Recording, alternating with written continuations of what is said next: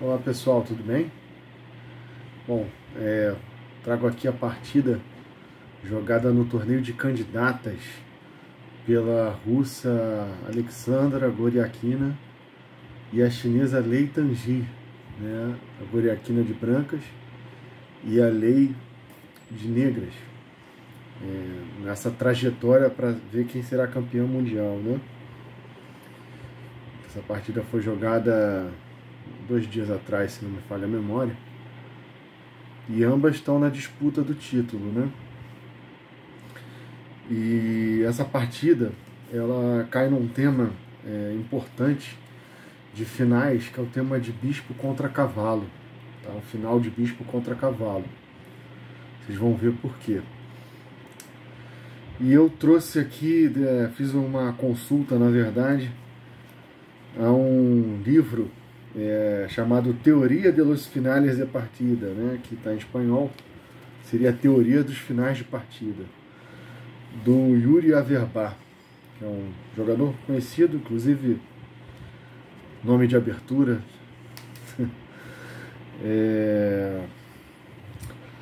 E eu destaquei aqui duas coisas importantes que ele fala sobre os finais de bispo contra cavalo. Então ele diz aqui que um peão extra, seja do lado do bispo, seja do lado do cavalo, é uma vantagem grande e, em geral, decisiva. Tá? Então vocês podem reparar que aqui as negras têm esse peão a mais. Vou tirar aqui, na verdade. Tem esse peão aqui a mais, né? Aqui as colunas estão todas ocupadas por peões negros e brancos, né? Mas as negras têm esse peão a mais que está até atrasado, né? E atacado pela dama adversária. Mas é um peão a mais, correto? Então, aqui isso garantiria, em tese, uma vantagem do lado das negras, né? E a outra questão aqui é que o Averbach, ele fala que o bispo ele é particularmente bom para combater o cavalo em uma posição aberta, em que os peões não estejam bloqueados e que ele tenha liberdade para manobrar. Gaguejei aqui porque eu estou fazendo tradução simultânea. Bom, então vocês podem ver aqui que a vantagem para o bispo seria em posições abertas, né, onde ele tem a vantagem para manobrar. Aqui no caso, o bispo ele não é uma posição exatamente aberta, né? Vocês podem ver aqui que tem muitos peões em jogo ainda. E tem 3 peões aqui, na verdade, na mesma cor do bispo, né? O que limita um pouco a mobilidade do bispo, né? Essa mobilidade de manobra que ele está falando, né? Então, nesse caso, seria uma dificuldade para esse final, né? Mas mesmo assim, você pode reparar que as brancas aqui, de uma forma prática, elas têm uma ameaça aqui, ó, de checkmate, a dama entrando aqui nessa casa, né? O bispo por enquanto está aqui, mas é possível que ele precise se mover, né? E a dama das brancas está mais ativa que essa dama negra, né? Que mal consegue dar cheque, né? Tem esse cheque aqui, mas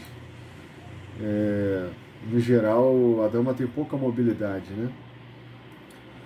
Então a lei jogou esse lance que dá cheque no rei das brancas e ao mesmo tempo ameaça a dama, né? Forçando as trocas, né? Então a Goriakina, ela trocou as damas, ganhando um peão, né? Então essa troca, essa troca forçada proposta pela lei vem com o prejuízo de perder um peão, aquele peão de vantagem que ela tinha no início. Então agora no final de bispo contra cavalo, onde o peão a mais já não existe mais, né? E ainda há esses dois peões aqui, principalmente esses dois, né? Impedindo aquela mobilidade do bispo que o Averbach falou que é importante nesse tipo de final. Bom, coisa que a lei vai resolver imediatamente, vejam só vocês. Ela avança esse peão, dando essa diagonal para o bispo, né? E aqui, para manter a estrutura coesa, né? Porque vamos dizer que as brancas, por exemplo, voltem o rei, esse peão aqui começa a ficar fraco, ele está isolado, longe dos seus companheiros, né? Então, para que isso não aconteça, a Goriaskina, ela própria, busca fazer as trocas, né? Então ela avança esse peão aqui, entregando esse peão para as negras. Mas o que acontece é que se as negras aceitam, agora ela troca aqui. E você repara que os peões das negras agora ficaram todos fracos, né? Ninguém defende esses peões, eles não são defendidos por outros peões, né? Vão ser um alvo fácil para os cavalos, porque até o bispo ele não está defendendo, agora que eles estão em casas pretas, né? Então a lei não seguiu essa linha. Ela simplesmente recuou o bispo, certo? Permitindo que a Goriaskina agora faça um peão passado, né? Não tem nenhum peão impedindo agora a coroação desse peão branco, né? Nenhum peão das negras impedindo essa coroação, né? Você vê que ela já passou por esse, e esse aqui também não impede. Bom, por outro lado, existe um outro tema aqui, né? Que é o domínio da diagonal que tem esse bispo. Perdão. Esse bispo, ele defende esse peão, ele ataca nas duas alas, tá, gente? Então, essa é uma outra vantagem que o bispo tem sobre o cavalo nos finais, né? Principalmente em finais que tem peões nas duas alas, tá vendo? Porque o bispo, diferente do cavalo, que tem movimentos mais limitados, né? O cavalo, você pode ver que ele pode se mover simplesmente para a região onde ele está, né? Na ala que ele está. Enquanto o bispo, ele domina as duas alas, certo? Então a lei ela vai fazer prevalecer essa vantagem aqui. Vamos ver de que forma, né? Jogou aqui. E aqui a Goriaskina voltou o cavalo para esse... Formou aqui um posto avançado, né? Esse cavalo ele não pode ser atacado por nenhum peão das negras, né? Ele está defendido por esse peão aqui. Eu penso que eu, numa partida de Blitz, eu imediatamente tomaria esse cavalo. Quer ver? Vamos dizer aqui, nessa variante aqui.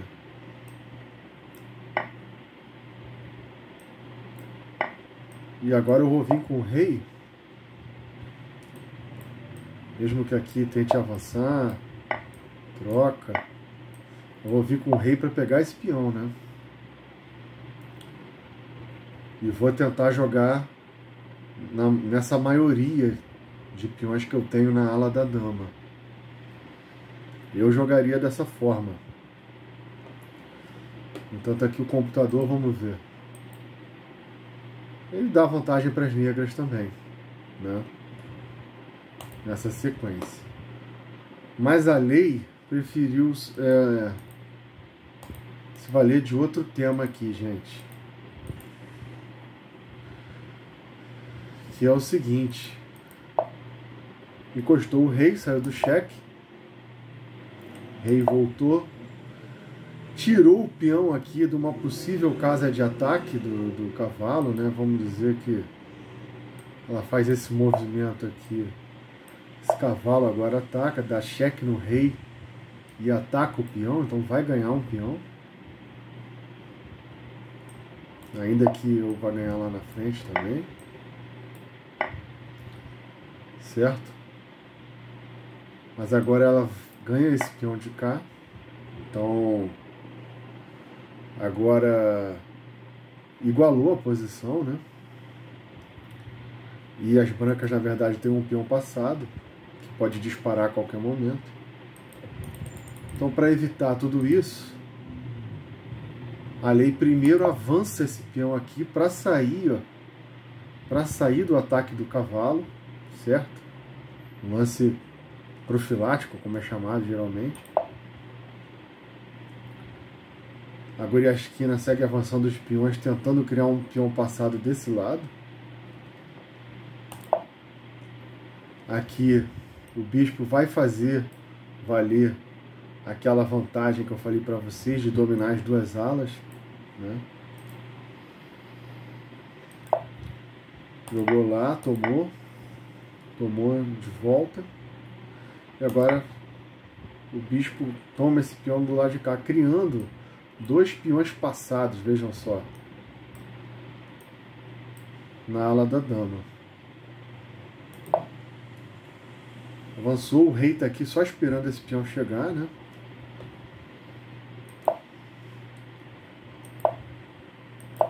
E começou a disparar esse peão. Agora o rei encostou. Tomou o peão. E esse peão vai tentar chegar aqui. Vamos ver como segue a partida. Avançou o rei. Cavalo defendendo essa casa. O rei encosta aqui. Avança o peão e agora o sacrifício do bispo. Então você vê que esse movimento do rei para cá foi com a intenção de defender esse peão, certo? E esses peões, eles próprios se defendem na ala da dama, tá? Avançou. Você repara que se o cavalo toma agora, ninguém segura esse peão mais, certo? Então as brancas preferiram encostar o rei. Aqui avançou mais uma vez, encostou o rei, defendeu o peão. Eles vão falar, Alisson, mas por que não toma aqui? Se tomar aqui, mais uma vez, ninguém segura ele. Então, nesse tipo de posição, já fica a dica, sempre que tiver nessa situação aqui, onde o rei está entre esses dois peões, o melhor a fazer é manter o rei aqui, tá? Porque o rei aqui impede, né, o avanço desse peão aqui. Sempre que avançar esse peão, o rei está tomando, certo? E ao mesmo tempo ele bloqueia a passagem desse peão. Esse peão não avança, tá? Então, sempre nessa estrutura, buscar manter o rei aqui nessa casa. E a lei vai buscar criar um peão passado nessa ala agora, né? Aí que nós vamos perceber a dificuldade do cavalo de controlar as duas alas, que é o tema que a lei está jogando desde que ela trocou as damas lá atrás, né? Veja só, aqui é o erro da Goriaskina, tá? Ela tomou aqui o peão. O correto teria sido, nessa situação, ela... Vamos pegar aqui a colinha. Tomar mesmo, né? Aqui mantém empatado. Certo? O computador indica essa manobra aqui, onde digamos que avance.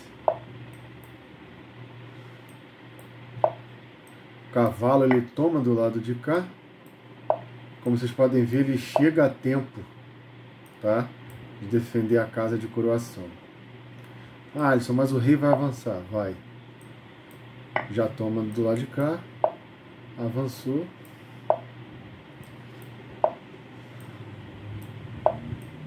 E no que coroar aqui, sacrifica o cavalo mesmo. Isso é um empate, tá, gente?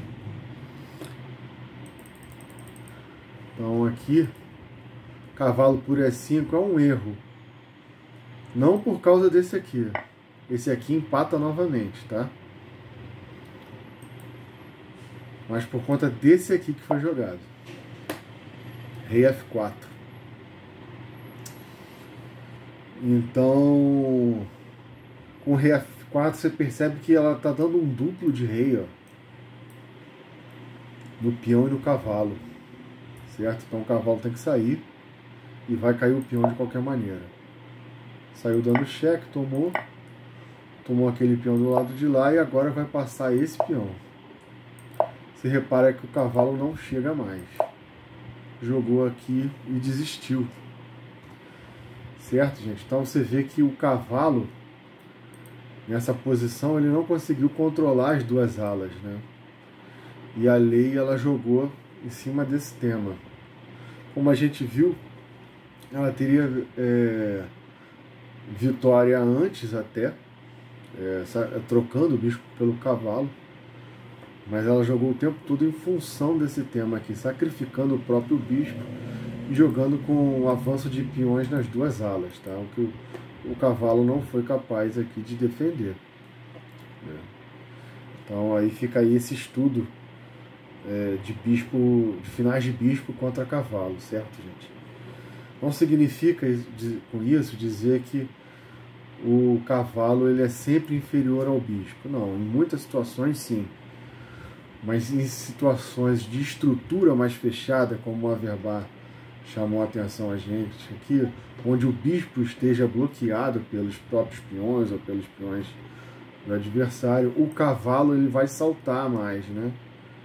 Então isso vai dar a ele uma vantagem, né, nesse tipo de final de posições mais fechadas. Mas em posições abertas, assim como a lei provocou o seu jogo,